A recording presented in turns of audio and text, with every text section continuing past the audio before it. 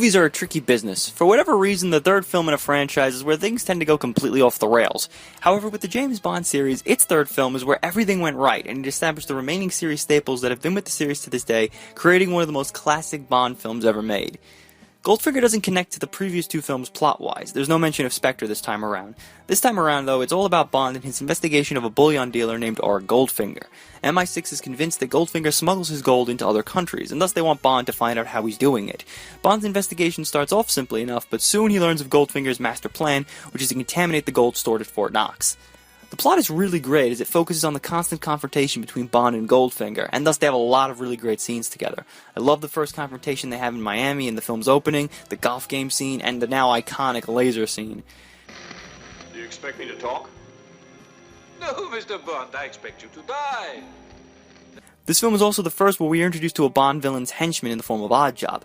Oddjob is a silent but deadly killer who will kill you by throwing his hat. Yeah, I'm not sure entirely how that works. I think the hat has like a steel rim in the brim, but I'm still on the fence as to whether or not that could kill a person outright.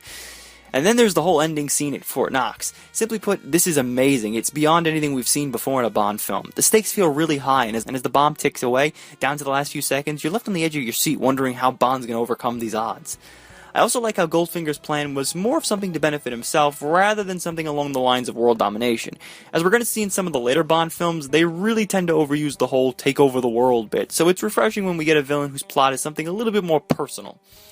My one pet peeve with this film is, as what I mentioned before, is that Spectre is not mentioned at all, and I only really take an issue with admitting it here since the next 4 films in the series are clearly centered around the organization and its leader, and especially considering how the last film came kinda close to showing us who Spectre's leader was, it's a bit of a letdown not to hear about them this time around.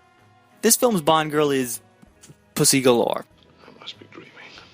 Yes, go ahead, make your jokes, the name basically writes them itself. And, well, she's a little bit different from past Bond girls. For one, she's allied with Goldfinger, which makes her relation with Bond a bit more complex than what we've seen in the past 2 films. Also, she starts off generally annoyed by Bond and doesn't really grow to trust him until he reveals what Goldfinger's plan truly entails. Also, the film does a really great thing by not showing us whether or not Galore has switched sides until Goldfinger's plan is almost complete, which definitely helps in raising the tension up to that moment. However, I did take a bit of an issue with the sudden change of heart. One minute she hates Bond, and then he makes out with her in a hay pile, and bam, she switches sides for apparently no reason. I mean, perhaps she wasn't aware that Goldfinger's plan of putting the soldiers around Fort Knox to sleep would actually kill them with the nerve gas, so she changed her mind. But the film doesn't really say or hint at anything, and it seems a little bit cheap the way it is that she would just change her mind just because Bond seduced her. Also, as I said at the beginning, Goldfinger really finished putting the final touches on for the James Bond series. Q Branch and Q himself finally made appearances, and therefore this Bond film had the most gadgets yet. But by far the best gadget introduced in Goldfinger was the Aston Martin, an iconic hallmark of the character right up there with his vodka martini and his Walter PPK. Finally, we have our first Bond title song, Goldfinger, sung by the legendary Shirley Bassey. Bassey would go on to lend her vocals for 2 more Bond films, and that just shows how much her voice was a great fit for these theme songs. When most people think of classic Bond songs, Goldfinger is the pitch-perfect example. It's a nice blend of an original melody merged in with a slight slice of the Bond theme itself, and it's heaven on the ears. Couple that with Bassey's vocals, and you've got sheer perfection here. There's really nothing I don't like about Goldfinger. It's definitely one of my top 5 Bond films. It's classic in almost every sense of the word. It's got a great villain, it's got great action, witty humor, and some pretty shocking moments.